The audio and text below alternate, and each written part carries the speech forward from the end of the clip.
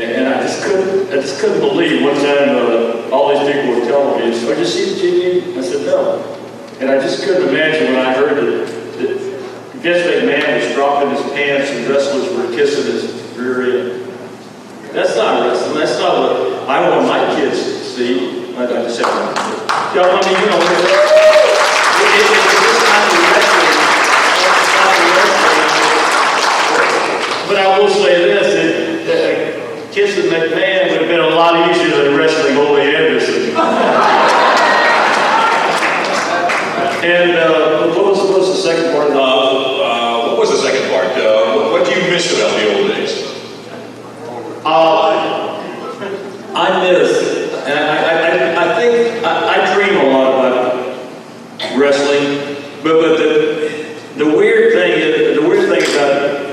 my dreams is I was always the discipline of being a wrestler, being there on time, and you know, and it got to where we were doing so much flying and everything, and you had to wake up. You had to depend on the alarm, and you had to depend on the front desk. And it just, I never wanted to be late, and I have dreams now of my wrestling dreams are, I'm looking for an arena, I'm looking for a place, or it's just trying to get to it. It's not actually wrestling in the ring. So that's weird. It never leaves you.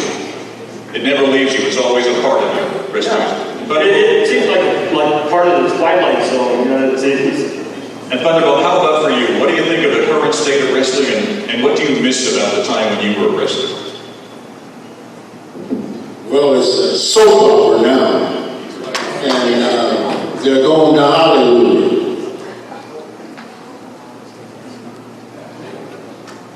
Normally you speak a little bit more than that, Thunderbolt, but that's okay.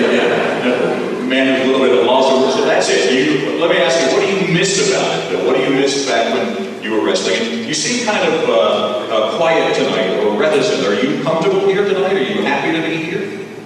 This is home.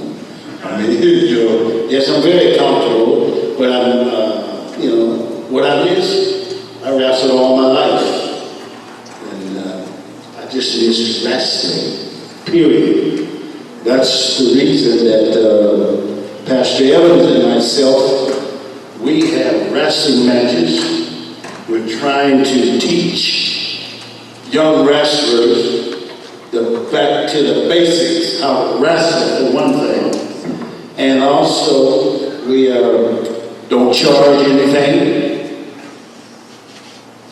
And after the wrestling matches, we have an altar call for them and their parents to bring them to the Lord.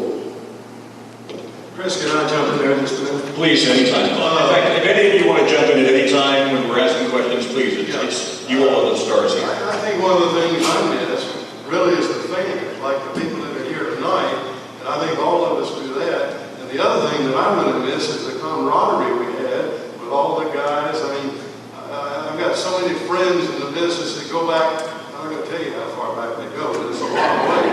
And that's the things I think that most of us really miss. And it's the fact that we're older and there's no way that we're going to regain that. But we got fond memories, and the fans are responsible for all of that. And I think they deserve it.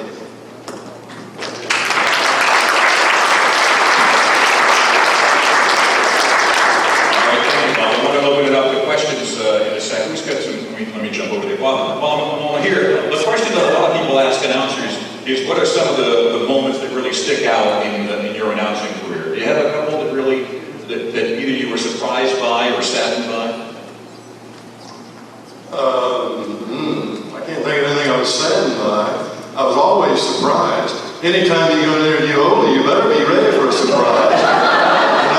and I had that every week.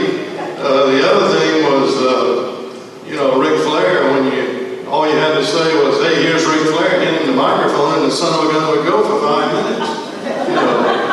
Those were the interviews you like to do. You don't have to ask anybody your questions.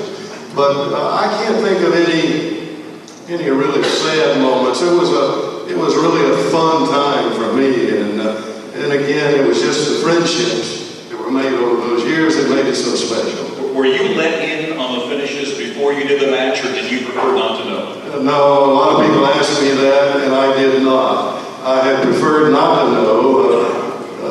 Why should I know? I was just... The thing about the television, as far as I was concerned, the stars were the wrestlers, and they're the ones that the people were there to watch. I was watching them too, and I was just sort of relating what was going on in the ring. And I didn't really need to know what the finish was going to be. Sandy, what did you think? Going back, I was on the table with Bob when he was announcing, and we didn't have a format or anything. Whoever came out first was the one that we would say. And today, everything is so formatted that, we winged it. We didn't even know who we were going to interview most of the time until they came out. Ole, did you, when you were supervising announcers, did you want them to know the finishes before the match? When did you? Okay, here's Ole. Here we go. I told you once I'm deaf in one ear and I've only got two. Okay. So talk to the good one, and the bad one is this one that you're talking to. Okay. Anybody got any questions? I'm going to try to get out of here alive. Who's got some questions? Who's got? Come on. I want to know what the heck was that question you were going to ask me. If you didn't know it, that's what's wrong with some of the doggone people. They don't even have any idea what day it is. Did you think it important for the announcers to know the finish before the match began? What's my answer? Of course not. Do you know what the finish is? Why should anybody? Chris, Ole didn't even know the finish. You know, I was doing real good here for a few minutes. I didn't say a damn thing. I was just nice and quiet. That damn Bob Cottle, who I thought was a heck of a nice guy until just a few minutes ago. He came in and he said, you know, I'd really like to see you. I said, well, I'd like to see you too. I didn't know what he was really thinking. Now I found out. Thank you, Bob. So Ole, And I'll tell you what, I look at Thunderbolt Patterson down there. I've never seen him stuck for words. Ever.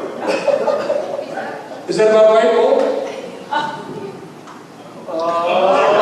that's why we sent him out to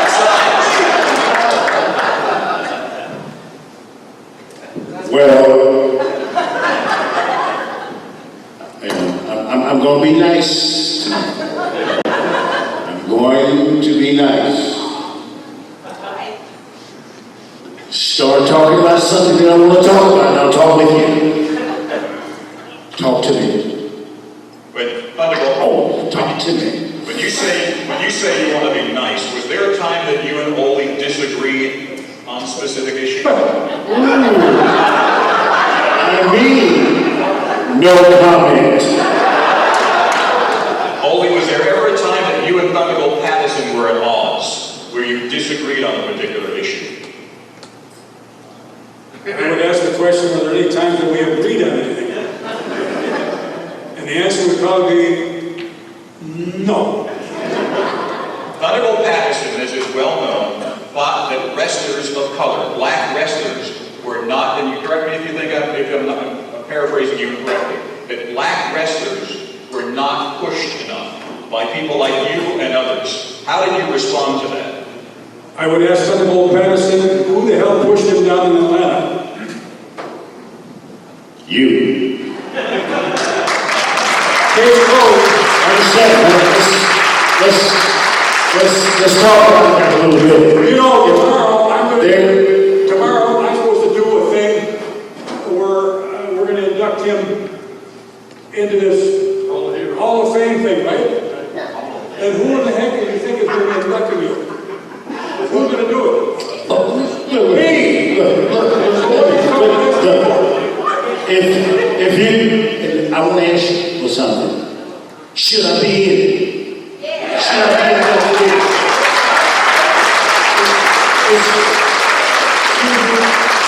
Excuse me. I don't want to go real deep. Nothing but love here. I mean, bygones and bygones. We're not going to talk about what does not have some type of prejudice or problems in it. So, let's not talk about that. I mean, let's spread a little joy. We're here tonight. If you were able to say that Thunderbolt stood to Ole Anderson and we done what we could do. We had some great matches, and you and I, bared the hatch at times, and we whooped a lot of people. We were two individuals that could get it done. Right or wrong? Am I right or wrong? Did we do it or did we not? So, I mean,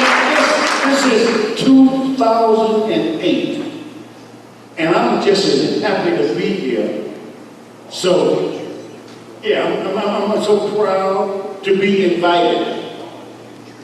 So let's go on with it, and it's nothing but love, man. I don't hope. Can I say this here? Can I tell them about my thing? They're getting ready to do my life story. Hollywood has bought the rights.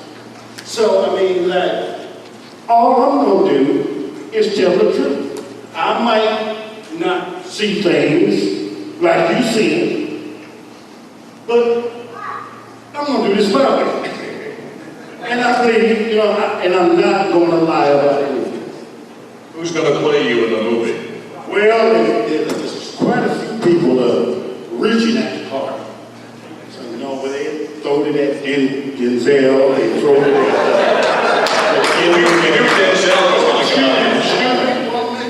I mean, they can tell you more about who gonna be in it than I am, because he was the hookup. Fitchburg, and well, no, I don't think The Rock would fit this part. I don't think he would fit this part. He doesn't have enough charisma. But look for me. I'll be there. Sandy, you seem kind of agitated about that debate. You've been in the ring, you've been behind the scenes. What do you think of that whole debate about whether black wrestlers were discriminated against or not? I don't believe so. I go way back with Luther Lindsay and Art Thomas and, you know, Junkyard. yeah, Junkyard and Thunderbolt. And we always had a good time. We had no problems. Tony Atlas. Oh, Tony Atlas. Yeah, Tony Stillborn. Yeah. And Port, yeah, you're right, Cash, yeah. So they all been through Charlotte, and I never seen any problem with them at all. And I'll tell you another thing that's going on now that's not going on when we were wrestling is the fans. We were accessible to the fans, and we would talk to the fans, and he had a heck of a following with the fans, Thunderbolt did. And we go down and we sign autographs and take pictures and everything else. Now they tell me it's $30, $25 if you want to take a picture of somebody over there with WWE. So that's the difference too, you know, compared to when we were doing it and what's going on now. And I don't think that they should be charged. They go to the matches and pay the prices that they're asking today. They should be able to get to the wrestlers and talk to them and get their pictures and autographs. That's my opinion. I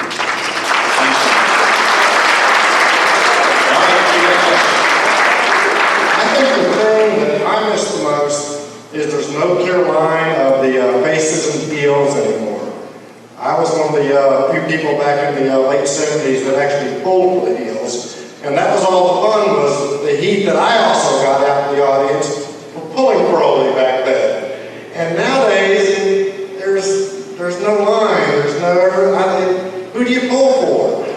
That's the biggest thing I see about Misty today. And what we know about that? And Paul, you've gone from a strong fan favorite to a strong heel. What do you think about that? There was always that clear delineation that there doesn't seem to be now. Did you enjoy that a lot? Say that again? Yeah. The question was, in the old days, you were either a good guy or a bad guy. And now there seems to be people who are somewhat in between. Did you enjoy the fact that there was that clear separation between good and bad? Well, see, we go back. Thunderbolt, you can answer that question too if you want. No, you go ahead. Go ahead. Both of you answer. Yeah, please. Both. Yeah, I know what you're saying. Can you people out there understand me, or is that acoustics in here? I can't understand hardly anything he said. Well, it's like night and day. You know, one day is they love you, and then seem like overnight, just like that time that I was here in this area, and Ricky Steamboat turned on me, and you know. And overnight, you know, they say Paul Jones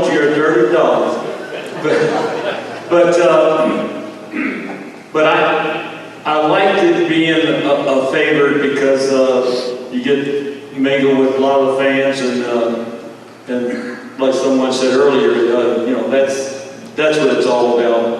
But wrestling as a heel on the bad side, I didn't do it for a long time, but then when I did do it, it was like a whole new world. I was more creative on my interviews, and the more I lied, the more people, you know, I guess liked it or disliked it, you know. But when you're a good guy for a long time there, every time you had an interview, you said the same old thing. You cried in your milk. I'm going to get in next time, you know, or something like that. You know, it's just, but when you're healed, you can be more creative. Bob, you remember that time that I had the contest in Channel 5? Well, it was all over the country, but I had that picture that I gave away. Contest in a picture. And now that was creative, and you didn't know what was going to happen there. But you can be more creative, and I think the people that like me, they probably like me better when I was a heel. That's all. Well, you know, I think that being whatever you are, being good at whatever you do, bad or good, you know, I love the people. I really enjoy it. But I have respect. Because that Ole Anderson was a bad one, but then again he changed. I was able to talk him into it, but he changed back. You understand what I'm saying? Yes, so it's being good at what you do. Regardless if you're bad or good, the people, it's like, oh, y'all love him, don't you?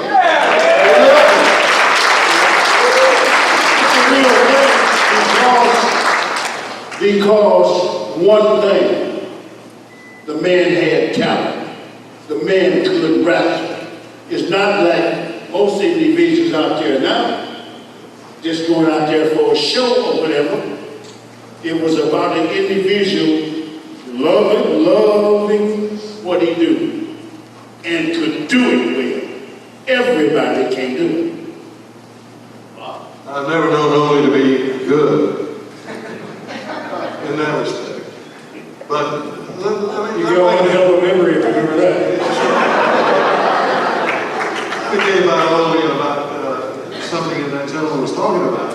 To be a good heel, you got to be able to create heat, to get heat from the fans, to get them to dislike you, to really build it up. I don't see any of that in wrestling today, like Ole and Gene and the guys back in our day were able to do that. Ole and Gene were the best at creating heat of anybody I saw very long. I think we talk about the wrestlers, the heels, the bad guys, and all that sort of thing. And I only answer them by saying one thing. First of all, I pull up my shirt and show them where I got cut with 100-some stitches. Then when they look at that, then I show them my arm, which was broken and got a bunch of more stitches. When they get done looking at that, then I show them the damn scars on my leg where I had a bunch of more stitches. All told, there were 7 people that tried to kill me. So if you see anybody wrestling today, they don't even give a damn what the hell you do. They don't try to hit you with a chair. They try to hit you with anything. It's just, they just don't give a damn. But the people at that time looked at the wrestling and were really involved to the point where what they saw was as real could possibly be. And I've had people tell me here in the last few years, we watched the first match and that was just kind of, you know. And then we watched the second match and that was okay. And then the third match, well, that was kind of good. And then the fourth match, that was really terrible. That was terrible. But when we watched the Anderson brothers, that was real wrestling. Now, I don't know how you guys feel about it, and maybe you think I'm full of BS as far as that's concerned, but the only way you could make the match really convincing, obviously, like with Paul, we worked, if you guys are old enough to remember the matches that we had with Paul Jones and Paul McDaniel. We wrestled for over 2 hours. And somebody says, geez, you must be great wrestlers. I said, well, no. We'd only been great when the doggone people came to watch us for 2 hours. If they stayed at home, what the hell the point is being out there for 2 hours? But we did wrestle for 2 hours. Thunderbolt was a different guy entirely. He did stuff that I didn't understand. But all I knew is that he drew people and where they were excited to watch him. So I didn't give a damn what the hell he did. If you bring the people in the door, I'm happy. Paul, we worked our butts off. Sandy, we worked our butts off and trying to do stuff. Bob probably didn't know anything anyway, so what's the difference?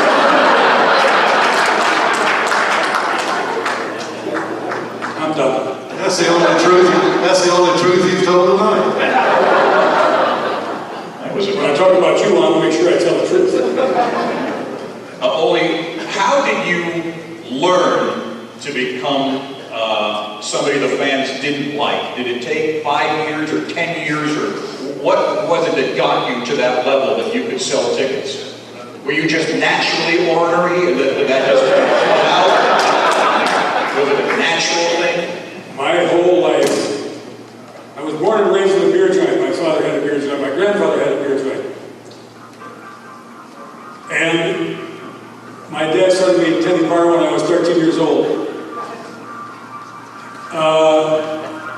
I saw people that were off the wall. We had a few fights now and then. And I started wrestling in high school, played football and all that stuff. But I started wrestling, and I remember a match. I was like in 9th grade, I think. And we were all weighing in, and when you weigh in, you don't have clothes on, you're just bare ass. And the guy ahead of me was looking around because we had a beautiful school, and we all had lockers. It was a really nice outfit. And he said to me, gee whiz, what a heck of a nice school you got here. And I looked at him, now I'm reminding you, I was 13, maybe 14. And I looked at him and I said, did you come here to bullshit or wrestle? I've been kind of a guy like that pretty much all my life. So when I got into wrestling, and Vern Gunn started me, the easiest, I was a babyface for several months. And I came down here then in the Carolinas. And I got with Gene and Lars. And I just said the easiest thing for me to do, and I would imagine Paul would say this as well, was to be a badass. Because it just fit me anyway. Paul is a nice guy, I think. Sammy's always been a nice guy. Thunderbolt, he gets to be a little difficult, but he's never been a bad guy. But anyway, it was just easy to kind of be a horse's ass and just tell somebody to go stick it up your butt if you don't like it. And if you don't like it, then what are you going to do about it? Well, then we find out. That's why I got stabbed several times. And I didn't even talk to them people. You know, one thing about Ole, what you get is what you see. He doesn't BS you, he tells it like it is. If you can't handle it, that's your problem. But if you ask him a question, he's going to give you the answer. And either you like it or you don't like it. And as long as I've known him, that's the way he's been. And Ole, I'm told that you said something directly to Vince and Linda McMahon when they asked you to join their company. What was that? You really want me to swear like I did?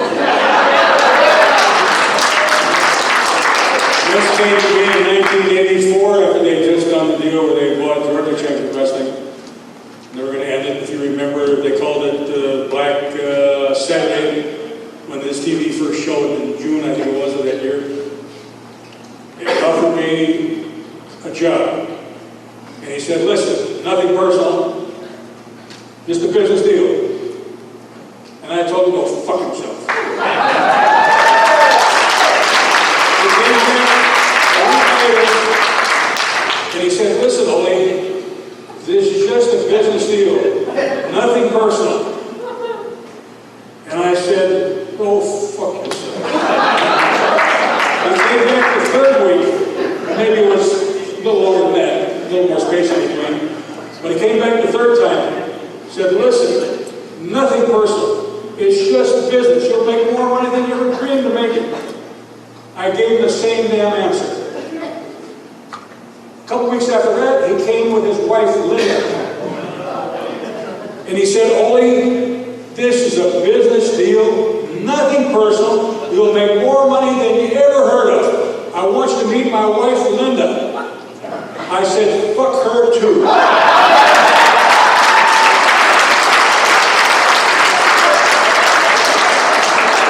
Now you want to know who the dummy was in all this thing? Me. Because he would have made me more money than I could even think of or count. I was so damn dumb and I was so pissed at him because I didn't think he knew anything about anything. And I just didn't believe that he would pay me even though I didn't draw any money. Whether I did or didn't, it didn't make a difference. He was just paying you. And that's what he's proved now, that he pays these guys all kinds of damn money, especially years ago. Heck, he's the guy that gave Hulk Hogan millions, and Turner, for crying out loud, paid Hulk Hogan $10 million. I started that guy. After 1 week, I fired him. And they're giving him millions of dollars.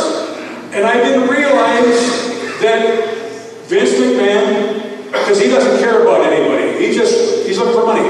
I didn't realize that I could have gone to work for him, and who knows how many millions of dollars he would give me. I have no idea. And I gave him an answer like that, and I should have been shot for being so damn stupid. Okay, we got a question here in the back. Really, it's 3 questions. First question, who was your toughest opponent? The second question, what was the toughest town or city y'all fought in? And the third question is, what happened to the good old 2 out of 3 fall? Okay, we'll get to that. So the 3 questions are, who was your toughest opponent? What was the toughest town to wrestle in? And what happened to the 2 out of 3 falls? Paul, were you able to hear that? Paul Jones, were you able to hear that? He wanted to know who your toughest opponent was and the toughest town that you ever wrestled in. Oh, wow. I didn't hear the question the first time. I was just thinking to tell Ole. I was just thinking to tell Ole, why don't you just relax and be yourself? He is, believe me. Well, I think the toughest opponent, not just because he's here, because he knows me, I wouldn't. I guess the Anderson brothers and Wahoo and I, wrestling and like Ole mentioned, 2 hours.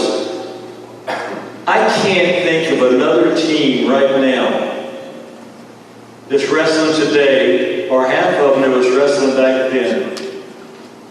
I think if they went out there and tried to go 2 hours after 45 to an hour and a half, the place would be empty. People would just get tired. To go 2 hours, that's worth as much as a big trophy. Because, my God, you went 2 hours and people didn't leave. And if you go 2 hours and lay there and do nothing for 2 hours and don't keep the people at the edge of their seats, they're going to leave. And they're not going to come back the next time, and the crowd's going to be smaller. So, okay. Paul, also the toughest town, were there really rough fans in certain towns?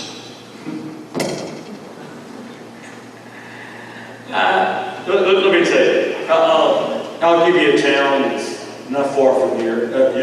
It's way in the mountains, up and down in West Virginia. Those are the toughest people. I was wrestling Johnny Weaver one night, and towards the end of the match, and I turned around, and the ring, I didn't see it behind me, but the ring was full. It was full of fans. But I remember one time I did an interview on television, and it showed that Saturday, and I don't know who I was wrestling anyway, but I said, you know, I said, I hate coming to Huntington, West Virginia. I said, I hate coming there. I said, last time I was there, I said, I looked around ringside. I said, God. And they had no teeth, all rotten. And I said, they were spit in cups. I said, and that was just the women.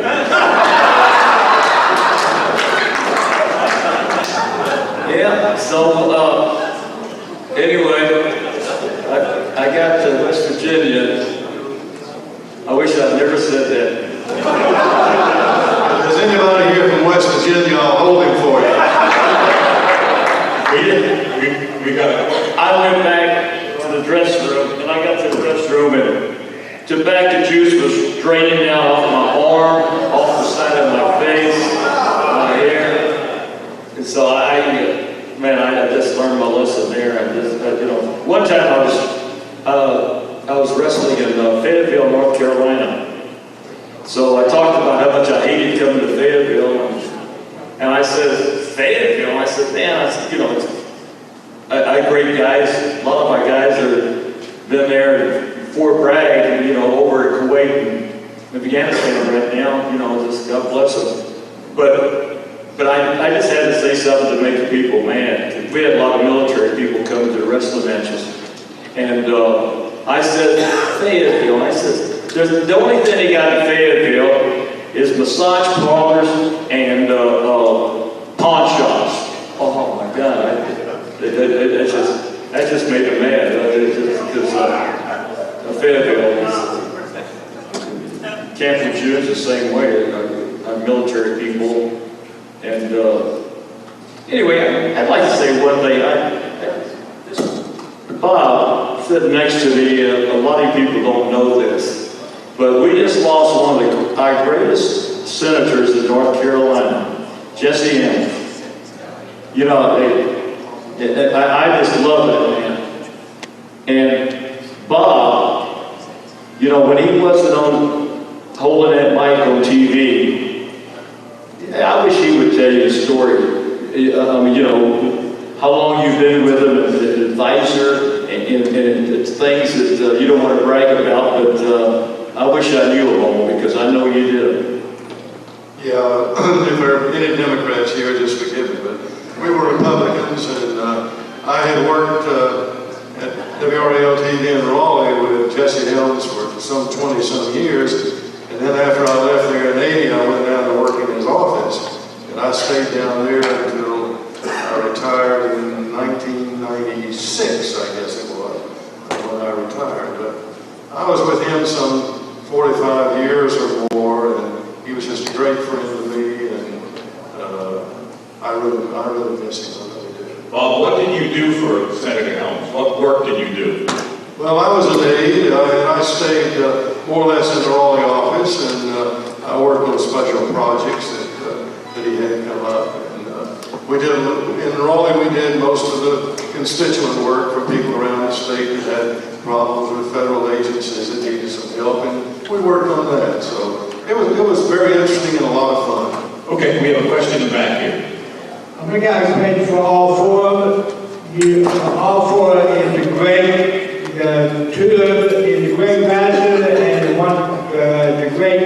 the man who do the Midland Championship master, and great crew beside me. He done great, and in my book, everybody done great. In my book. I guess you say you're a huge fan. He's a huge fan. Thunderbolt, can you talk about what you got from the fans? Ole talked about it a little bit. how important were the fans to you in terms of how you reacted in the ring? Well, fans, they mean everything. They pay their money, and I always wanted to give them all that I could. Because if there was no fans, there would not be no you. And it's all about fans too. That's what makes everyone do whatever they do. When the seats are full, you know they enjoy what you're doing. And that's the main thing, is to, as Ole said, and everybody up here has said, you know, that it's not like it used to be. If they come to see a wrestling match, they come to see personalities, and if you don't know what you're doing, then they're not going to come. You can't just, it's a proven fact that you can't just push anything and anybody off on those good wrestling fans. They will stop coming. The main thing is, if you want the fans to come, you have to be a good performer. And that's one of the things that Ole has always had around him. Individuals. He got a lot of heat because he didn't fool with people that couldn't wrestle or work or whatever you want to call it. He had an eye for talent. That's one of the reasons that Vince McMahon, I would imagine, was trying to pay him so much money, because he had an eye for talent, individuals that could go out there and whatever the cost is, give you some enjoyment. Okay. Make you sad, glad, or merry. You know, so that's a plus. We've It's got all about the fans.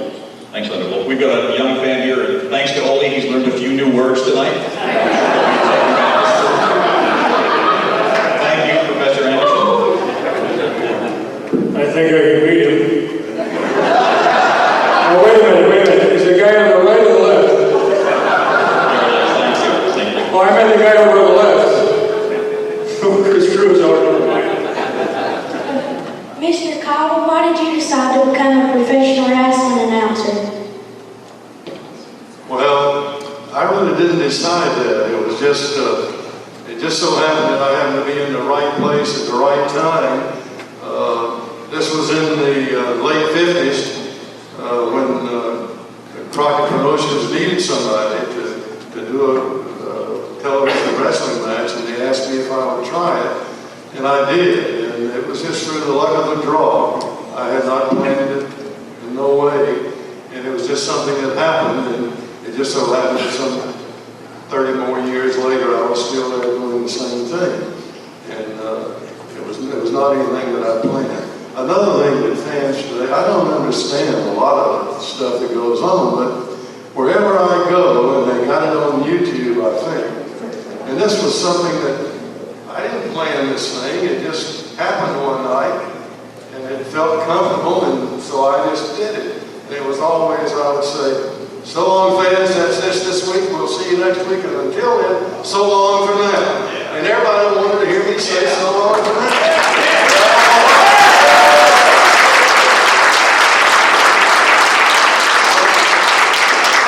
There was nothing that I had planned to do.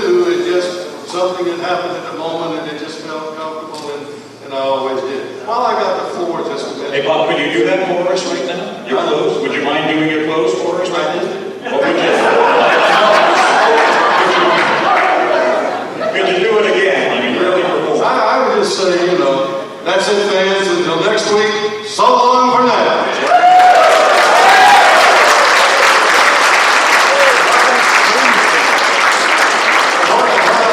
While I got the floor there for a minute, let me just say something about all these guys here. And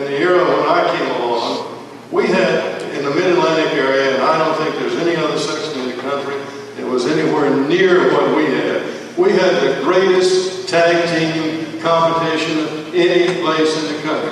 We had all the top name tag teams week after week after week. And tag team wrestling is something I think that has just gone by the wayside. I don't see it anymore. Well, we'll talk a little bit more about tag teams. That's a very good point. We're going to talk Sandy, go right ahead. Yeah. Yeah, you know why Bob was on TV for so long? Because he was just darn good.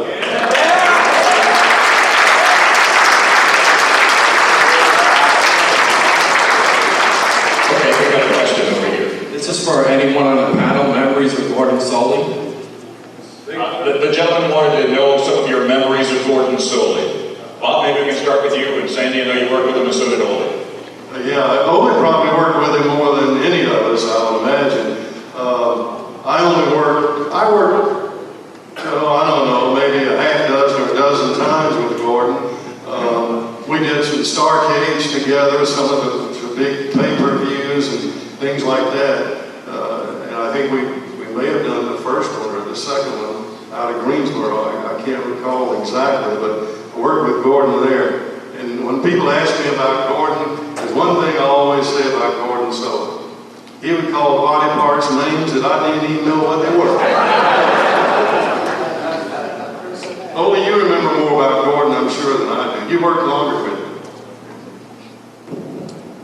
I worked with Gordon from 1974 to when the heck did he die? 84, about 10 years. Every week. You left there in 72. Pardon me? You left in 72. I left where in 72? Florida. That's when I got there in 72. You No, but I'm talking about Gordon Soley in Atlanta. okay. Where the hell are you at? I know I'm screwed up, but geez, what the hell are you talking about? Gordon Soley came up on a plane. That's something that flies in the air.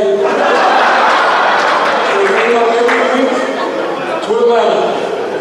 So that's where I saw Gordon every week. And you're right, though. I also knew him down in Florida in 1970 and 71. He got out just before you came in. Right? They didn't want to have two great heels at the same time. Place wasn't big enough for both of them. No, that's right. If this is Ole sober, Ole, I'm going to get you drunk tonight. Sandy, did you work much with Gordon? Very little with Gordon, mostly with Bob. In the Raleigh area, the Norfolk was, yeah, it was all with Bob. And Thunderbolt, Gordon called some of your matches. Do you have good memories of Gordon? Yes, he did. Yeah, Gordon was a very good announcer.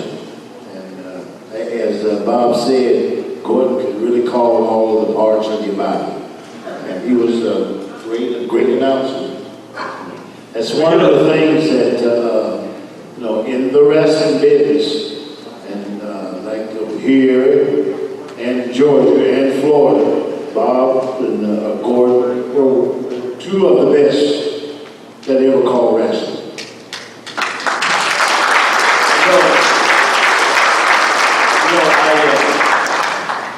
I knew Gordon very well, and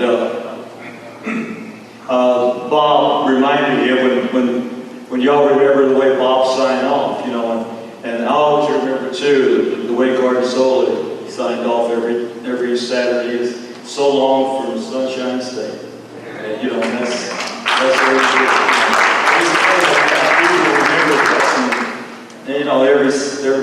Every Saturday morning, but I want to tell you people something. WWE, they have prime time TV. And when all of us here were wrestling, we didn't have prime time. We came on every Saturday morning in between cartoons. And if they had something else they could put on that drew more money, viewers, they would have put it on. I'm talking about a better cartoon. We didn't get any respect. But right now, WWE, all they have is television. They can't go to Greensboro and sell it out show after show. They can't go to Park Center in Charlotte and the drug rate houses. They can't go to Greenville, South Carolina and see Peggy Latham. Every Monday night, they can't do it. So don't get me started. I'll be like Ole. Okay, we've got a question over here. I want to know what does he mean by that? Let's just for everybody on the panel. What was your favorite match to be in and why? The question is, what was your favorite match to be in and why? Sandy, can we start with you? You started with your brother when? 55, 56. And were you primarily a tag team wrestler, or did you do singles as Tag well? team, yeah. The only single matches I had, one of the top matches I had was with Lou Thez in Raleigh, North Carolina, in a single match. But we were tag team specialists. When was that with Lou Thez? When was that with Lou Thez? When Do you remember that, Bob? What year that was? No, it's just like, I don't know how many matches I've seen over those 30-some years, but when you see 10 or 15 a week, and these guys saw more than that, that runs into the many thousands of matches. And somebody will say, what was your favorite match?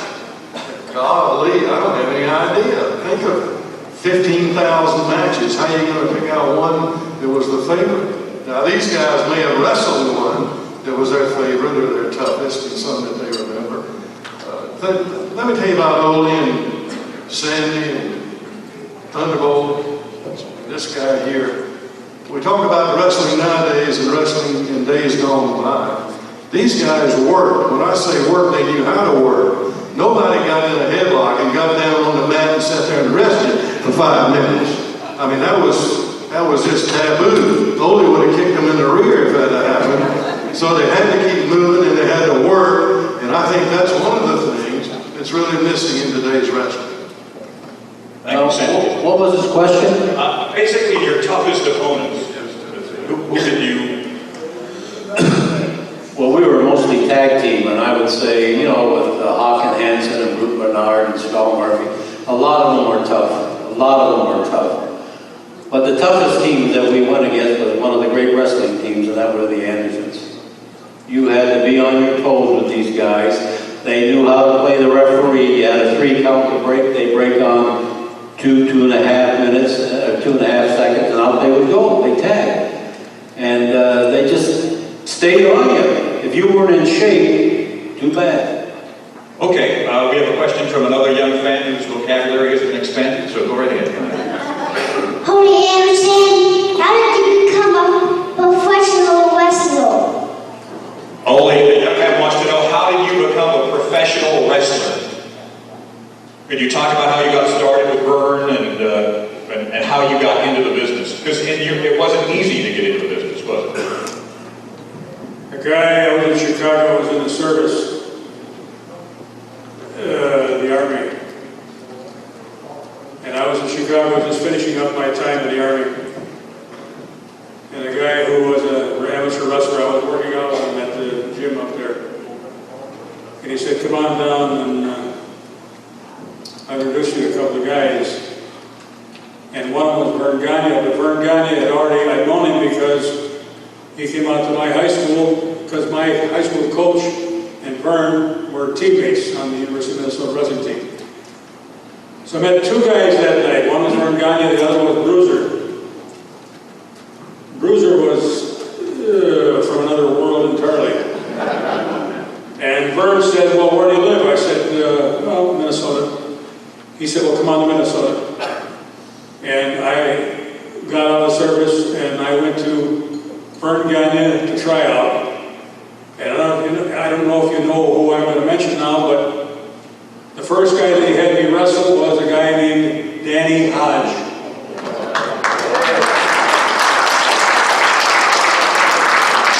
I don't know if anybody wants to disagree with me, but I would say Danny Hodge beat the crap out of all of us right now. I mean, all together. Danny Hodge was rumored to be able to break a pair of pliers. I said, that's a bunch of crap. I bought 2 pairs of pliers on TV. I put them on the mat. said, Danny, I heard that you could break these pliers. He took one pair of pliers in this hand and broke them. Took the other pair of pliers in this hand and broke them. Now, this is years after I wrestled him. When I wrestled him, all he did was break parts of my body. And I had to go to the hospital. And before I went to the hospital, I was in the dressing rooms downstairs. We were in the Hotel Calhoun, I think it was.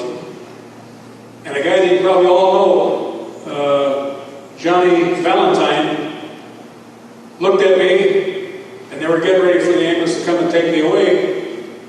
And Johnny Valentine looked at me and said, "You're lucky." I said, "What?"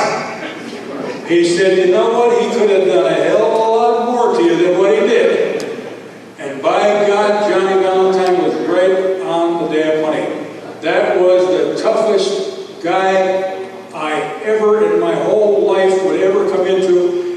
And damn it, he's still alive, 76, 77, I think. And he can still kick our butts. All together. Anyway, that was my start in professional wrestling. Thank you. Okay, we got a question. Paul Jones, when I was a kid, you were having feuds with Jimmy Valiant, and I hated your guts. I thank you for that. Who was your most fun feud that you had?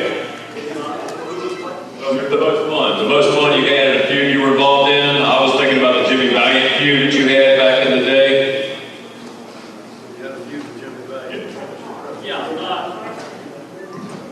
You know, I was thinking the question that he asked Ole, you know, what's the toughest match you ever had?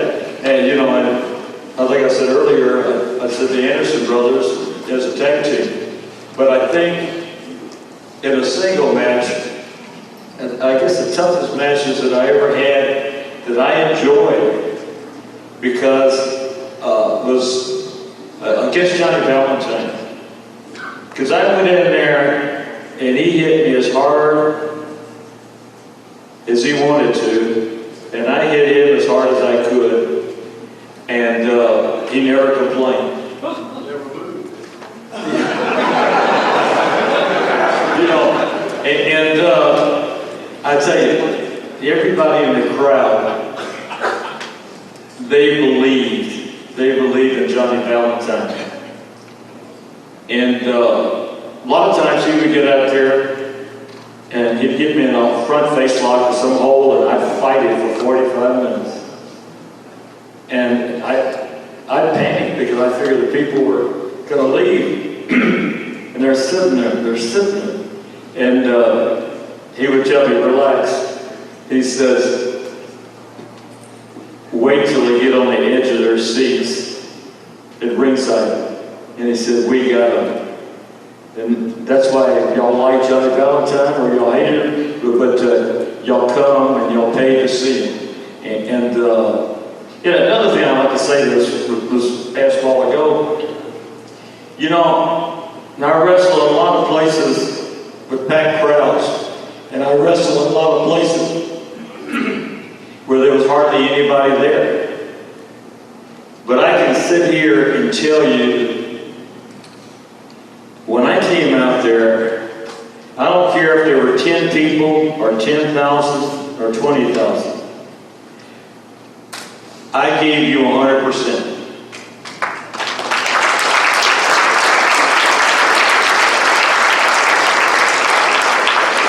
And some of the wrestlers would tell me, "Why are you going out there working so hard?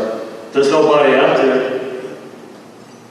And I said one time, I said, "Listen, don't be mad at these people who are sitting in this crowd.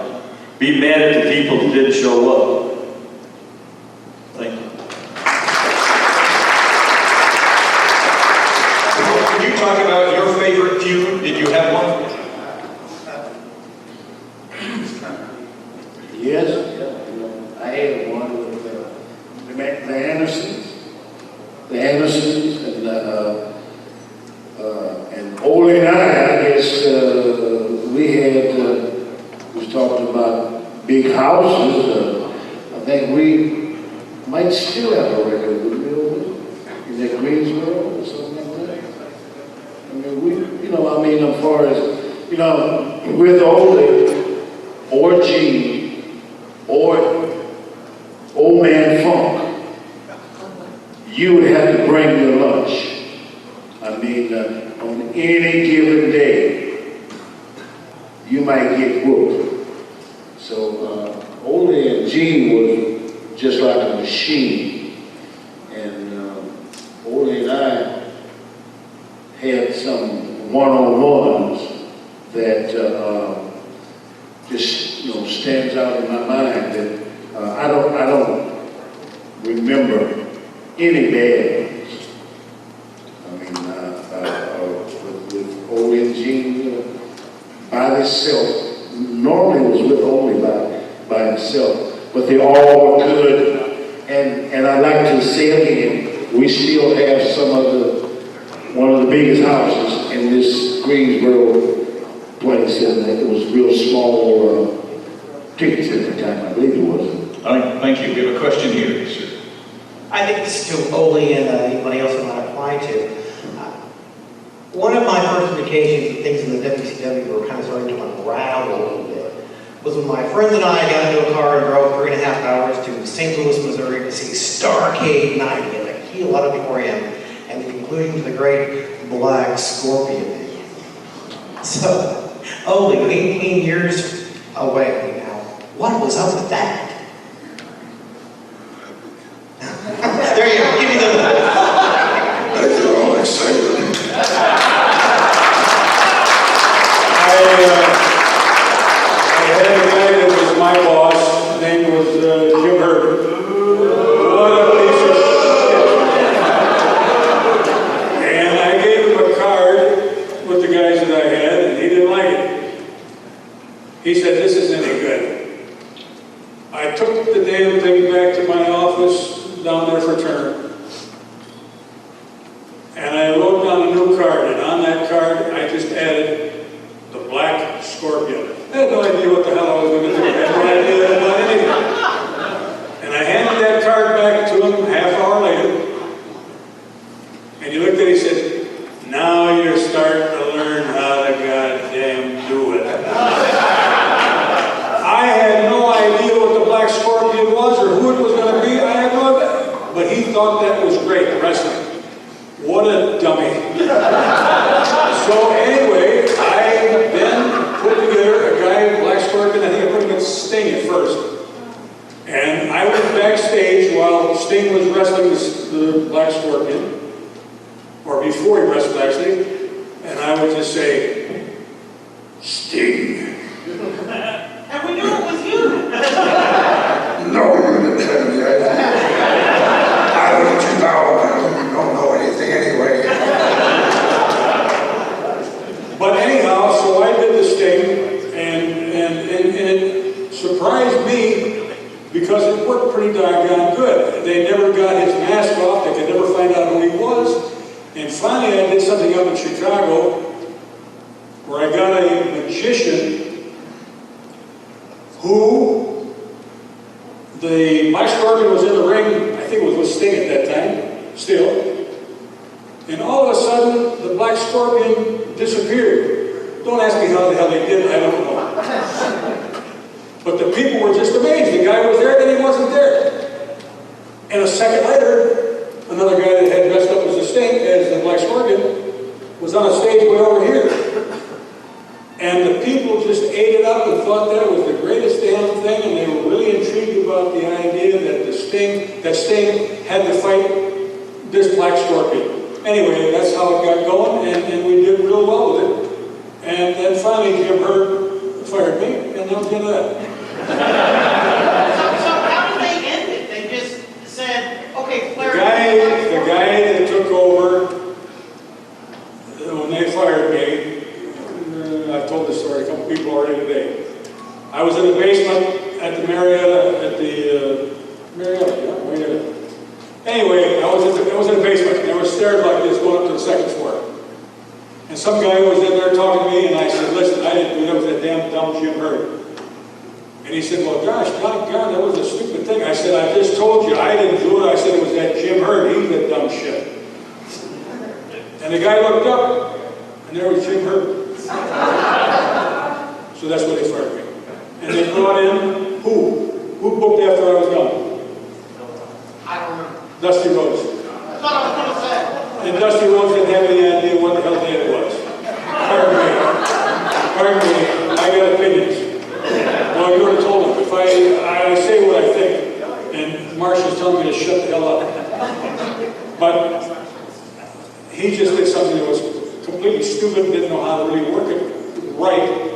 And of course, it just went to the toilet, and that was it. But then it got Okay, we have a question here. This is a question for Mr. Anderson. My name is Paul from Australia. First of all, congratulations on a great book, very good read. You first brought the Road Warriors in from Eddie Sharkey's gym in Minneapolis. Did you see how big they were going to become at the time, or did you sort of see them as a short-term tag team in Georgia? Or did you think, when you saw the Road Warriors, did you think these guys are going to be big? Did you think the Road Warriors were going to be as big as they turned out to be, Ole? Who started? Who made the Road Warriors? Anybody know?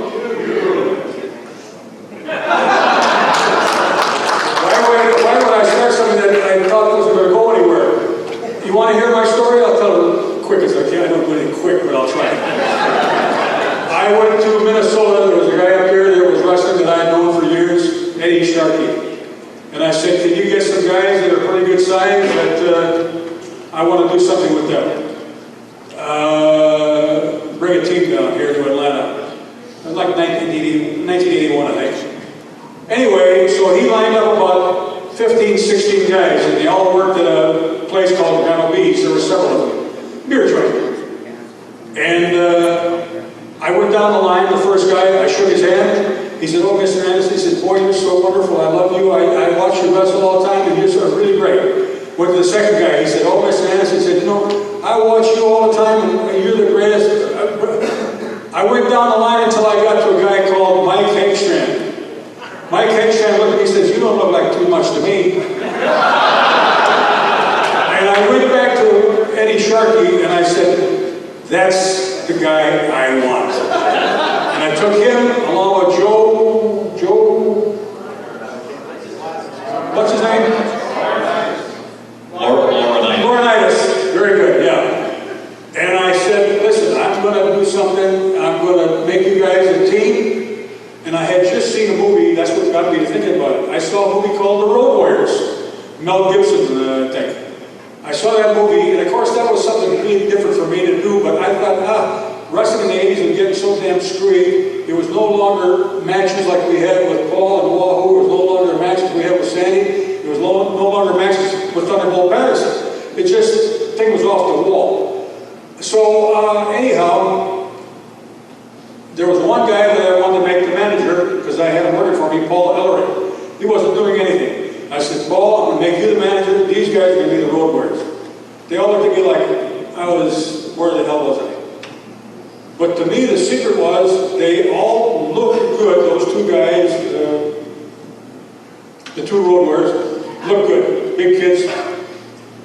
And I made sure that the matches were done just right. I said, don't sit there and hit a guy 20 times in the head with your fist. That don't make a damn bit of sense. You hit him once, the guy goes down, you cover him. And the matches maybe lasted 2 or 3 minutes or 4 minutes. That was it. If you look at Vince McMahon or you look at a lot of these things that have been going on, well, in the last 15 or 20 years, a guy gets punched 55,000 times. Then all of a sudden he jumps back up and beats the shit out of you. Then the other guy gets beat all the hell, and then he jumps up and beats the crap out of you again. It doesn't make a damn bit of sense. So, you know, I used to look at Paul in particular, because when we worked on Paul, not Thunderbolt, and I'm not going to say nothing against you, Thunderbolt. Well, tomorrow I'll say something against you. But Paul was a good salesman and was able to take that punch and then slowly start to do something that made it look like he was on the offensive. And it would just go a little bit, and then he would go back to selling. if you know what I'm talking about. And then he'd try to go again. And each time he'd get a little stronger. And maybe you let him go, maybe you don't let him go. It just depends. The one thing that's so important in wrestling is to listen to the damn people. That's what Paul was talking about. Listen to what the people have to say and how they react to it. Nobody does that anymore. But it was really an art to be able to understand what were the people thinking, what were they reacting to. Nowadays there's nothing. But back then, and Paul would come a little bit, and we'd just get the people just starting to go, and I'd cut him off again. And Paul would have to sell it, and he'd have to work his butt off, and then he starts coming again a little bit, and you'd have to listen. Was this the time or not? Maybe it was, maybe it wasn't, I don't know. And then we'd cut him off again. You want me to shut up? I'm not going to tell Ole Anderson. I'm sorry. Does anybody here want to tell Ole Anderson to shut up? No, nobody wants to tell you. So, but we do have another question. I would like to know from Thunderbolt, who mentored you into wrestling, and have you mentored anyone else into wrestling? Who are your people that you helped get started? And that goes for any of the others who want to say anything about that. Well, I was broken with Bob Knight, Gus Carey got me. And then on that other part about have I put anybody in, I really don't have no comment because I couldn't get nobody else. What do you mean by that? You tried to recruit people into wrestling? You tried to train people into wrestling? I mean, I didn't have nowhere to put it. I didn't have nowhere. What are you saying, brother? Just what saying. You mean like a school, the Thunderbolt? No. You didn't have a school? No. At one time I ran an ad, and I had, I guess, over 200 kids. But I wouldn't take any money, because I had nowhere to put them. I had nowhere to go to get them a job. Okay, so you're saying you didn't have any contacts at WWF or NWA or WCW to place your students? Is that what you're saying? Nowhere. Okay. Sure. Question over here. Thank you.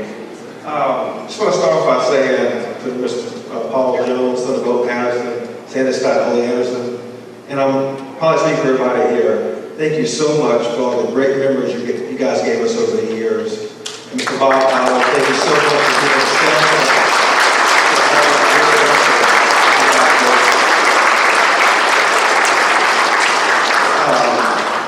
and only last year when I met you, you told me that if I bought your book, it'd be the best $20 I ever spent.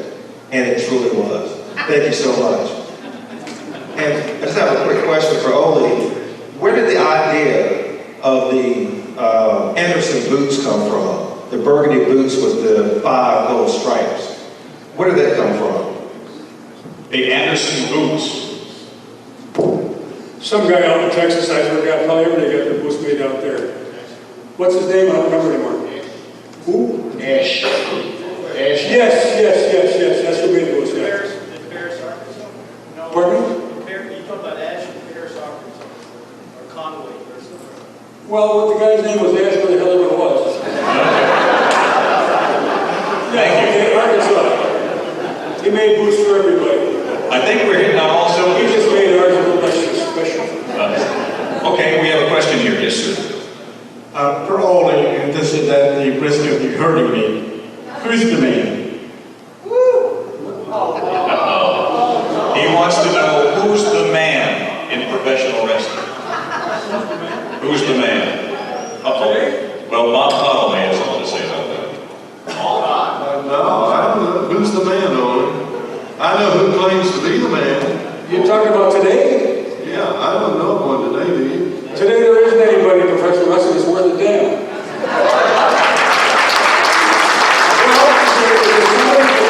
That you know right now, you tell me. Is there anybody that's any good? Is there anybody that you look at that you can't wait to see him tomorrow? Is there anybody that you go out and you can't wait to spend your money so you can buy a ticket again? Oh, yeah, man, what he's talking about is the guy who always said to be the man, you gotta beat the man. You know who I'm talking about. Flair, Ric Flair. That's probably what he's talking about. Okay, wait a second, hold on. I knew they were getting a rise out of Ole.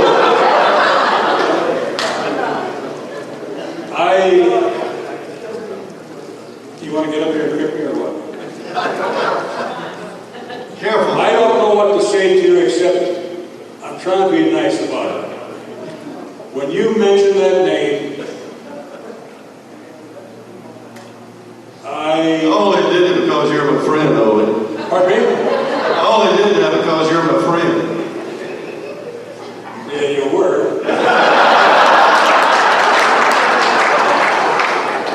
I still like your wife.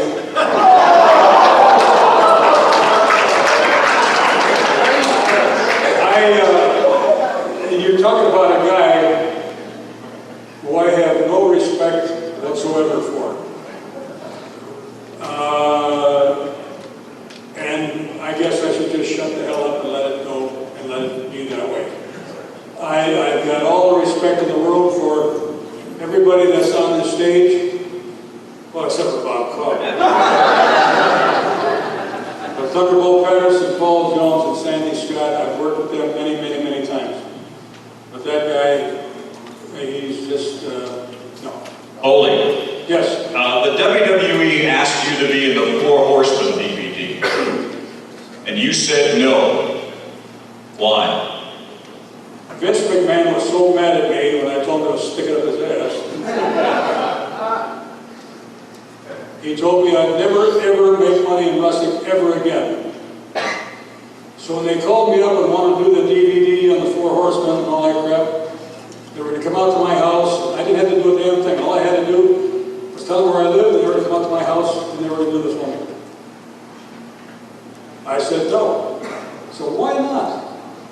I said, Vince McMahon, is he the guy that's going to be paying me? And they said, well, yeah. I said, good. He told me I'd never make another dime in professional wrestling ever again. And I don't want to make him a liar. So I ain't going to go. And that was it. And they made the DVDs without me, and that was it. So for those of you keeping score from Ole, we now have stick it up your ass, hell, shit, and fuck. And I didn't keep it just as Vince McMahon. I also told his wife. If we left out anything, we covered it all. I'm sure we'll think of some more. Okay, sure. I got two questions for Paul. How did you get started in wrestling, and what was the reason you quit wrestling and became a manager? Paul, how did you get started in wrestling, and why did you stop being an active wrestler and become a manager?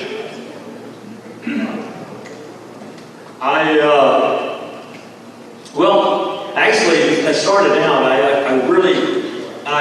wrestled in the Golden Gloves for 7.5 years, and actually I wanted to have a boxing career. And at the time, that period of time, there was probably only five people that were making a living boxing full time. So that meant you had to have a job in the daytime and train at night. And you work all day, and you're not going to have the energy to train at night. So then I just had a dream after that, and a goal that I was going to be a wrestler, a professional wrestler. And it was very, very hard to break into professional wrestling. And, you didn't have your independents or your outlaw groups that you could start in. You didn't have the McMahons put a monkey suit on you and call you a wrestler back then. You had to earn it. Nobody knows that. And Depot, and Sandy, you had to. I trained for 2 years, amateur for 2 hours, and then he would train me the pro side of it. the last hour, the third hour. And that was every day. And I did that for 2 years without quitting. And I started, in my home state in Texas, Houston. And promoter was Mars Siegel. And he told me, he says, I guess it helped me a little bit. I told somebody today the story, and he said, oh yeah. Well, when I broke in, I was dating his daughter. So that made it a little easier. But still, I had to pay the price. And he called me in his office, and he told me, he says, we'll book you solid for 2 weeks every night. He said, you either make it or you don't. And those 2 weeks turned into 30 years. And I think another question was, yeah, Paul, why did you stop? Why did I stop managing? Wrestling and started managing. Okay. I guess when I was about 40, something like that, I just, back then I was married. And my son was growing up without me. I have one son, Paul. He's a pilot today for Delta Airlines. He wanted to be here today. But he was on a 4-day trip. 4 days on, 4 days off. But he was here with me last time I was here. And so I went to the wrestling office, this is the honest truth. And I told him I wanted to quit. So George Scott was the booker then, and Jimmy Crockett was in the wrestling office. And they said, quit? What do you mean quit? I said, I just want to quit. I want to walk away. And they didn't think I was serious. So back then, if you quit or anything, you give them a 2-week notice, and then you're gone. Well, I wrestled for 2 weeks, and I noticed they didn't take me off of TV, and I said, they're not taking me serious. And after 2 weeks, I walked away. Oh man, they called me in the office and everything, so they had to figure out some way they wanted to keep me. So they asked me, he says, well, I know you want to be with your family and everything, and says, will you do this for us? If you manage a little bit for us, be a manager, that way you'll have a lot of time with your family. No, it's not true. Because wrestling at any capacity, anybody on the stage can tell you. Mainly Ole, because he was in a lot more areas of it than we were. I'm talking about matchmaker and booker and brains, and that's hard to say about Ole brains. But anyway,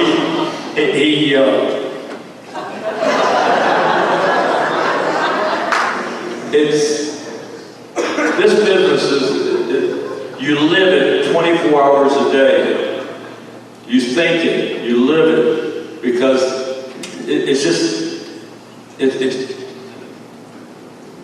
it's not an 8 to 5 job. You don't leave it when you walk out the door. And every day at work, you don't talk about what you're going to do this weekend, because you know what you're going to do. And it's a big toll. It's a hard toll on your family. I mean, my son grew up without a father. I gave him everything he wanted. He traveled, Japan, and anywhere he wanted to go, he could go. But he's growing up, he's that tall. But I wanted to do it with him. And so now and everything, I was retired in Florida, divorced, and my son, he lives in Atlanta, and so I got bored and being retired in Florida, so I moved up to Atlanta, so we spent a lot of time together. So I'm kind of making it up to him, but it's tough. I said I was divorced. I was married for 27 years. We were compatible when I was traveling all the time. And you know, and then you start being home every day, and sometime we just didn't know. We just didn't know that, you know, we'd be traveling every day. I didn't know that it takes two people to make a marriage work, to work at it. One person can't work at it, the other one just goes separate ways. But we just became uncompatible. So anyway, we went our separate ways. Bob, you wanted to introduce? I was just going to mention that not many people probably are aware of it, what these guys went through and how hard it was. I'll give you a quick example. On Monday night, they wrestled in Charlotte. Tuesday night, they wrestled in Raleigh. Wednesday night, they taped in Raleigh. Thursday night, they wrestled in Norfolk. Friday night, they wrestled in Richmond. Then you were back to Greensboro, Greenville, South Carolina, back to Charlotte. You went through that over. It was 7 days a week, no time off, and no home life. That's what professional wrestling was back in those days. And I tell you, it was a tough grind, and these guys were on the road all the time. And Sandy, if I could ask, they had to pay their own expenses, didn't they? The wrestlers did. Yes. What could say a mid-card wrestler in the 70s make in terms of money working 6 or 7 days a week? Oh, I guess they could go maybe $300-400 in a week. Yeah. And then have to. You mean it's screwy in the payoff too? Oh, I think so. Okay, we have a question. Yeah, you wouldn't end up with that because you're paying your expenses, you're paying your automobile, you're paying your hotel, you're paying your meals. You know, we would go on the road and we would go like to Raleigh, to Norfolk, to Charleston, South Carolina, up to Charleston, West Virginia, back over to Hampton.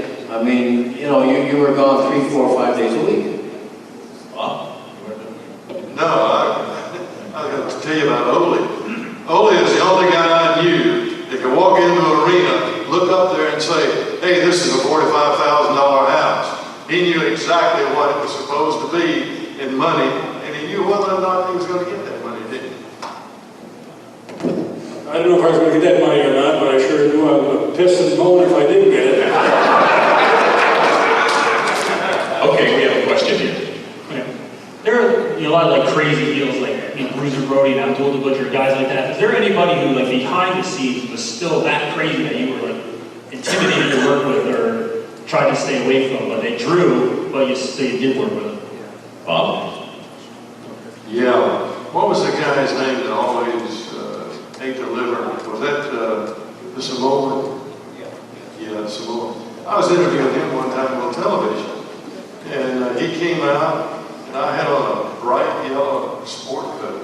And that sucker brought out a bunch of raw liver and it got all over me. And I never will forget that. That was one of the tough times I had. Okay, we have a question over here. Yes, sir. This is for Paul Jones. You managed a lot of tag teams. Who was your best? Best tag team you ever managed, Paul? Not that you were in, but that you ever managed.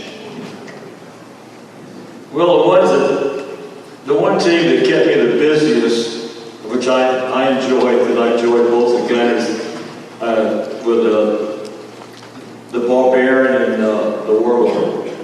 You know, that was a great team. I just had the reason I liked it because I had to retrain him every night. Boy, but you know, you see them two guys go in the ring. And they were impressive. Those bodies, and they were real impressive. And Paul, what did you mean you have to retrain them every night? What do you mean by that? Well, they'd want to go off on their own. I mean, you know, to win a match, you have to be a team. Just like the Andersons and Wahoo and Jones. That whole match was a team. You had to work together. You had to keep it. I mean, everybody going their separate ways and doing separate things is not, I mean, it's not going to last. That brings me to a question, Sandy, I wanted to ask you. What makes a great tag team? And what was the last great tag team that you saw? What makes a good tag team is thinking the same way. Having a defense and an offense. When you go up against good teams, you got to go out and you got to watch them and study them and be prepared when you go in the ring. But you got to think the same way. If somebody's in trouble, you edge them on to get out of there, or get over and make your tag. I see a lot of guys just standing on the apron holding the rope, and their partner's in trouble. You got to give them, get up, hey, come on, let's move, get over here, come on, tag out, tag out. You got to think the same. Okay, we have a question here in back. You wrestled in a lot of different places over your career, and you talk about all the travel you had to do in all different kinds of places you ended up, like auditoriums, high school gymnasiums, and things like that, and tapings and the different amounts of people you would see at the different shows. Did you ever think that you would see professional wrestling become such a huge phenomenon planet-wide? It's the production of each show, different companies, toys, there's big comic books, it's just, huge. Ole, go ahead. You just said something that really pisses me off. Oh, we got pissed, okay. All right. I do think that wrestling is bigger now than it was 30 years ago. Well, I'm not sure, I wasn't there then. No, how old are you? I'm 38. Huh? I'm 38, sir. 38? Yes, sir. Well, I would have thought you'd have gotten a little bit smarter by the time you're 21. At 30, you're a little stupid. Stop and put it this way. Ask yourself this question. Have you seen any wrestling here in Charlotte the last year? No. But Charlotte used to have wrestling every week. Every week. Atlanta, Georgia had wrestling, well, in Charlotte they had 2 to 3 towns every day that had wrestling. Bob mentioned, what town did you mention on Monday? Charlotte. Yeah, I mentioned Charlotte. Well, not only Charlotte was on Monday, but so was Greenville. Yeah. And so was Fayetteville. And then on Tuesday there was Raleigh, and then there was Columbus. Columbia. And then on Wednesday we had TV, blah, blah, blah, and they had Asheville. On Thursday we had Norfolk and... Probably Richmond. Where? Okay, but then on Friday we had Richmond and Lynchburg. On Friday we had Charleston and... Anyway, my point is this. Vince McMahon, Sr., years ago told me that they just sold out Madison Square Garden. I said, how many people do you have? He said 16,000 people were at the matches there in the garden. I said, well, you know what? Last week we ran the Omni. That holds 16,000 people too. And the rest of the month we run the auditorium, which held a little over 10,000 people. So once a month, sometimes more than that even, we ran the Omni. But the point is, whenever we ran the Omni, there was 16,000 people. You add them up for yourself. Then the other 3 weeks, we had 10,000 in the auditorium. What's the total amount? 32,000. How much? 16 what? 16,000 plus 10 and 10 and 10. What's the total? All right. Now, on Sundays, we ran a town called Marietta, which is roughly 10, 12 miles away from Atlanta. And we did roughly 3,000 people there 4 times a week. 3 times 4, 3,000 times 4 is how many? Yeah, help them out. All right, so you got 48 and 12, what is that? Yeah, Jesus. It's 60,000 people. Now, here's the big difference, and this is what I told McMahon. I said, you did 16,000 people. We did 60,000. Of course, I said, when are you going to run in New York again? He said they only run it once every 4 weeks or 5 weeks. I said, so in 1 month, you did 16,000 people. In 1 month down here in Atlanta, we did 60,000 people. But there's one big difference. He says, yeah, what's that? I said, Atlanta population at that time was roughly 600,000 people. And I said, what's New York? 7, 8 million? He hung up. Oh, You could go work for him. I don't mean to be so mean to you. I try to be mean to everybody. The only people I don't be mean to is Sandy Scott. He'll punch me. Paul Jones, he already did punch me. And Thunderbolt Patterson, who knows? He'll punch me, kick me, and do all kinds of crap. But Bob Cole better not say a damn thing. Oh, you're talking about the crowds. How about our first Starcade in Greensboro? On a Thanksgiving afternoon or evening, when we had traffic backed up all the way from the inside the town of Greensboro, all the way back out to Highway 85, Interstate 85, and the people couldn't even get into the arena. They had over 16,000 people in there for Starcade. You remember that, I'm sure. We sold out Greensboro a couple of times, and Thunderbolt remembers one of the times. I think we're all happy that Ole became a professional wrestler, not a math teacher. You know what? I was supposed to be a school teacher. Oh my God. That's why I went to college and I graduated. I was going to be a school teacher. Elementary school. Imagine that. All the kids that were traumatized. Elementary school, imagine that. No.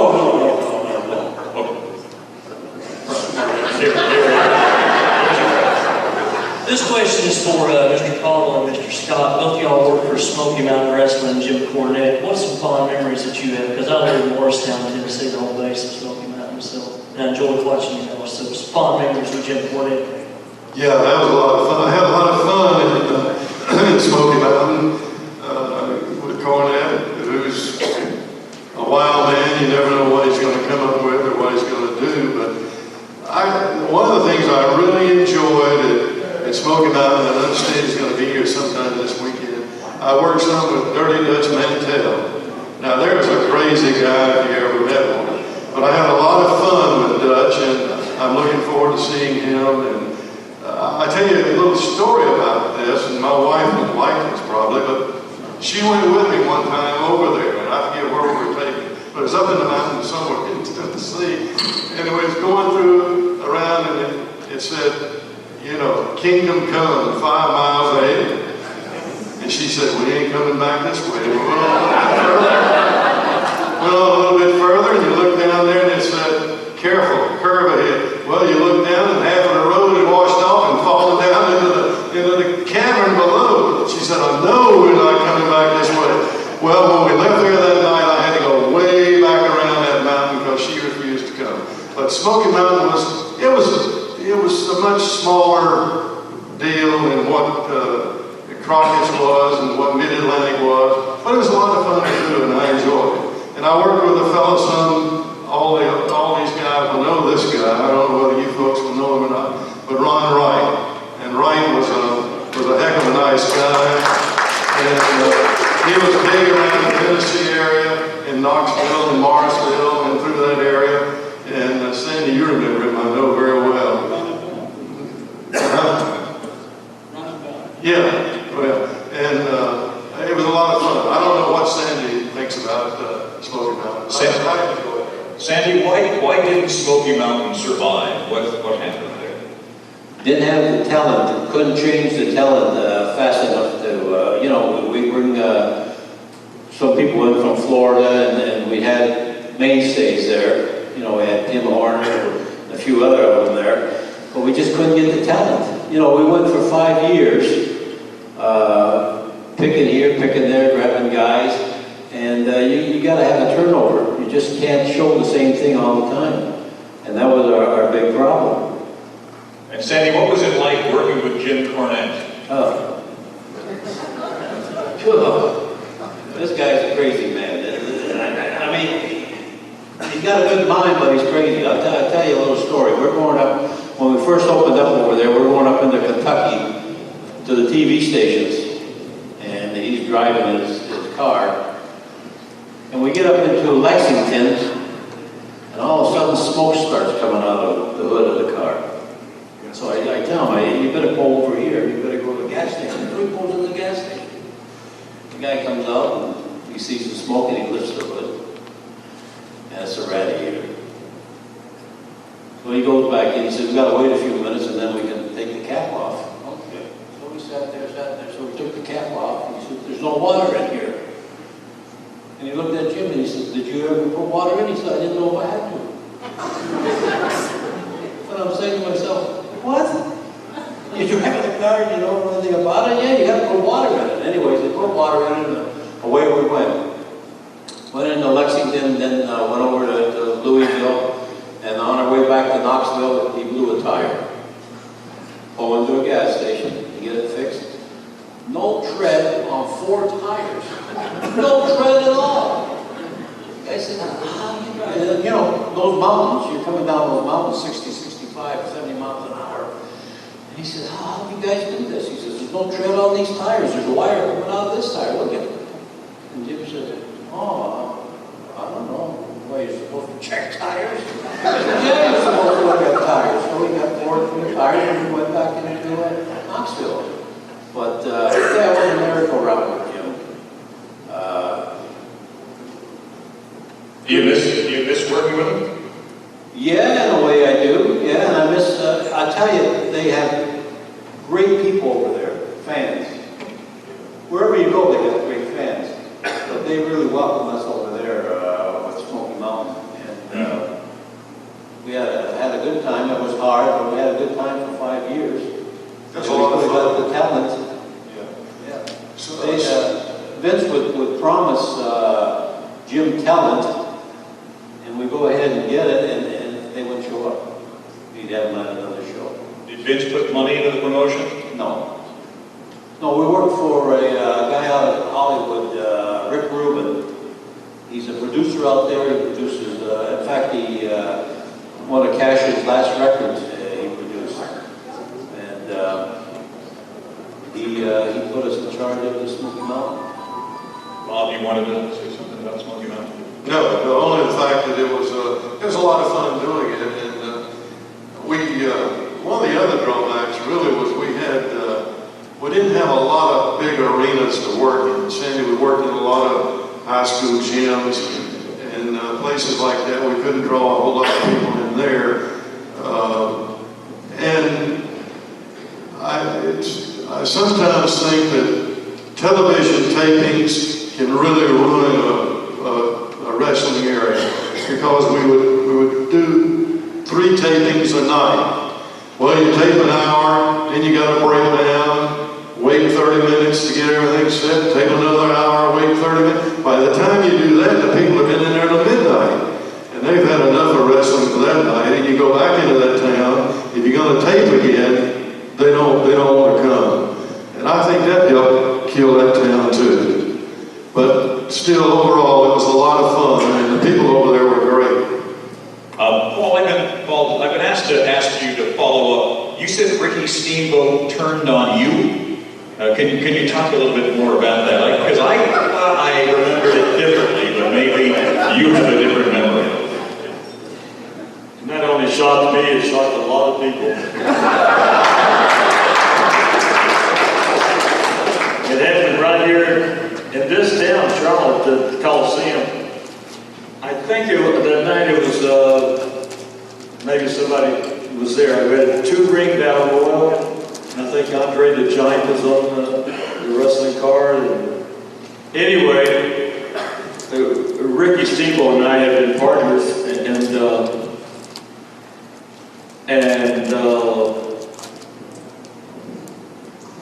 the last man in one of the rings was declared the winner. And so the last 2 guys in the rings was Steamboat and myself. And then he just got money hungry and he turned on me. And it really hurt me. To this day, you're hurt, yeah. You know, what really double hurt me was I offered to split the money with him. I knew I could beat him. That's the truth. We've got just a few minutes more. They've asked me to... I feel like I can do an interview here with Bob. They've asked me to make some announcements. There's been some confusion about about VIP numbers. People confused about that. It says your VIP number still determines when you enter the autograph lines. Numbers will be called the same as we've always done, numbers 1 to 20, 1 to 40, 1 to 60, and so on. When you go through the autograph lines, your wristbands will be punched. You'll be able to go through the line once, getting 2 signatures from each legend. Does that make sense?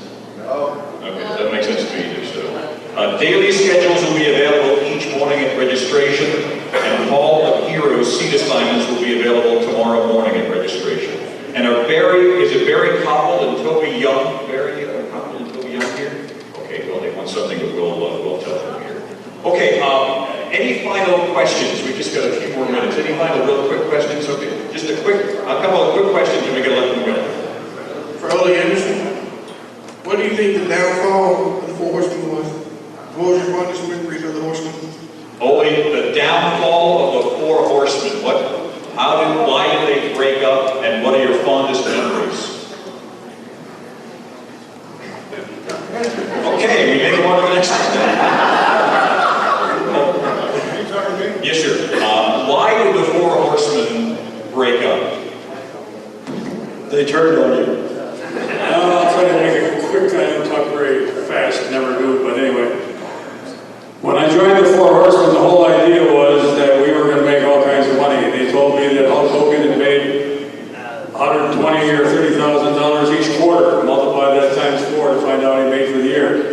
They told me that the Iron Sheik made something like $90,000 a quarter. So I said, well, 4 times 90, that's $360,000. They said, well, we know you like money. I said, you're damn right I like money. Well, come on, we're going to do the Four Horsemen, blah, blah, blah, blah, blah. Okay, fine. So I'm thinking about all this money I'm going to make in the Four Horsemen. Not only am I going to make money in the ring, wrestling like I always did, but I'm going to make millions of dollars with the gimmicks and stuff that they're... Anyway. So, Arn and I were sitting just like this when we got our first check. Guess what our first check was? Anybody? Guess.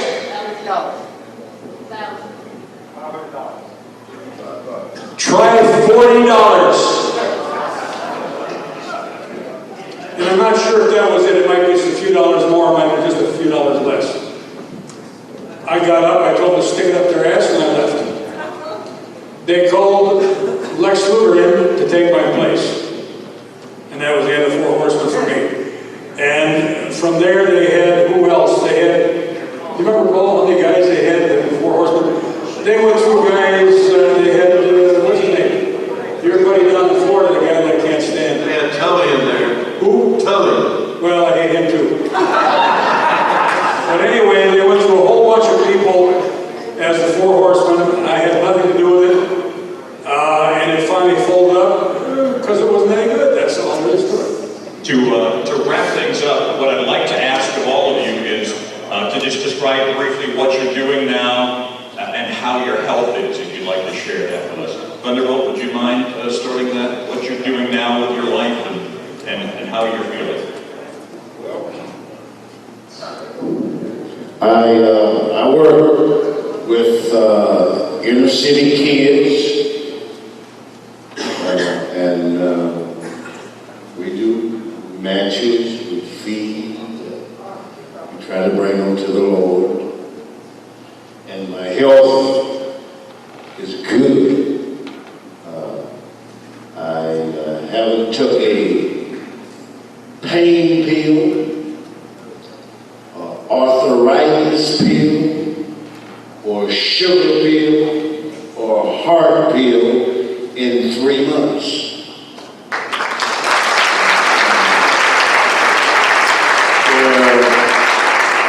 Where at one time I couldn't sit down on my couch.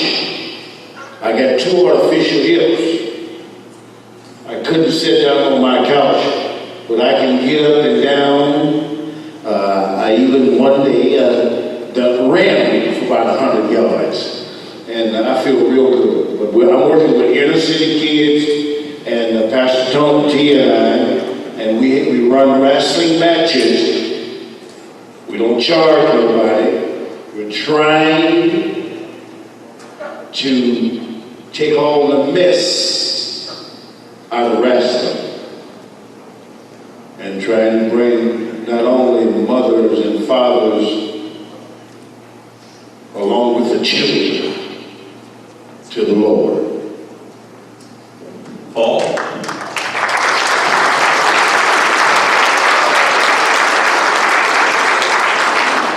Well, I retired down to Florida, and it just got boring. My son is he's a pilot for Delta Airlines, and he's based out of Atlanta, and he lives there. And so he wanted me to move up to Atlanta, so be close together. And so I moved to Atlanta, and we live about 5 miles apart. We spend a lot of time together, and I'm happy. And in the process of, I got a knee replacement and getting my body put back together, so I can start playing golf again. I'm enjoying life, and I talk to Ole about 3 times a week on the phone. If I don't call him in a week, he calls me and he says, "What's the matter, you dead?"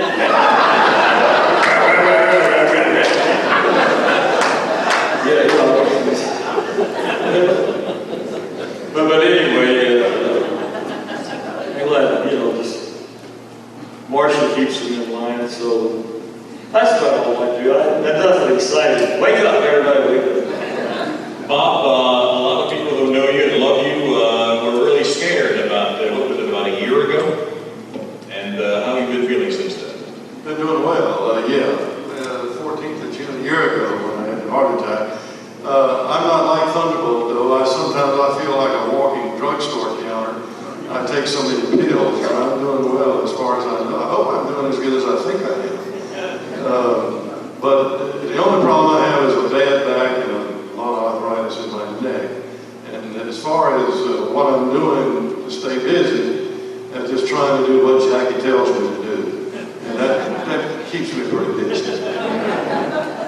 Sandy, what are you doing now and how do you feel? I'm dealing in real estate, and my health is excellent. No problems at all. And Ole,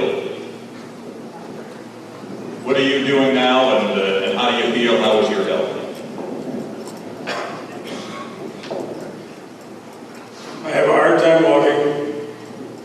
I got a lousy attitude. I don't give a crap about anything. I'm trying to have a good time here, and I am having a good time here.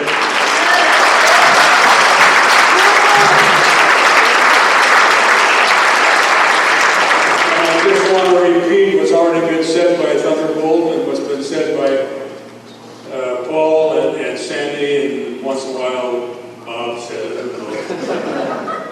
And that is simply this. I had a wonderful time in wrestling. I had a great career. And the only reason that it happened like that for me or for any of us is because of all you people out there. And so thank you very, very much.